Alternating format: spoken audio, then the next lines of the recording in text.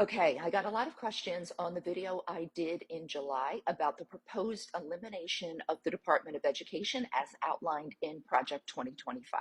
People wanted specifics, so here you go. And I'm begging you to read this section for yourself. Okay, first, low-income students and schools. The proposal is for a 25% reduction in funding. Let's talk about some of the things that would happen because of that reduction. Elimination of tens of thousands of teaching positions, which would mean larger class sizes in low-income areas, reduced individualized attention, fewer resources, and a wider achievement gap between the affluent and the low-income districts. Second, let's talk about how this would affect students with disabilities. The changes in the grants would result in inconsistent support, reduced specialized services and equipment, fewer trained special education teachers and aides, an increased burden on families to provide accommodations, and let's face it, a regression in the educational progress of these students. Third, minority and LGBTQ plus students.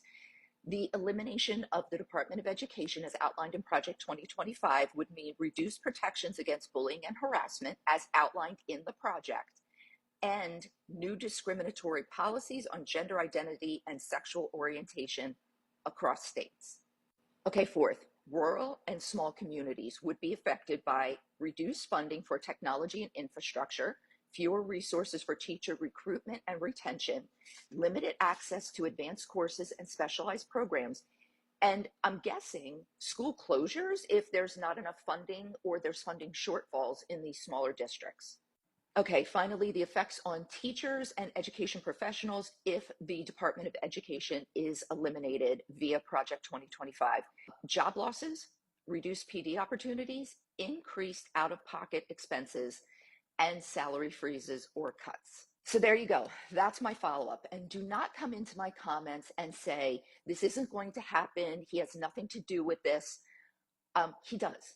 On Monday, August 12th, in an interview with Elon Musk, he said, and I quote, "I want to close the Department of Education." Read it for yourself.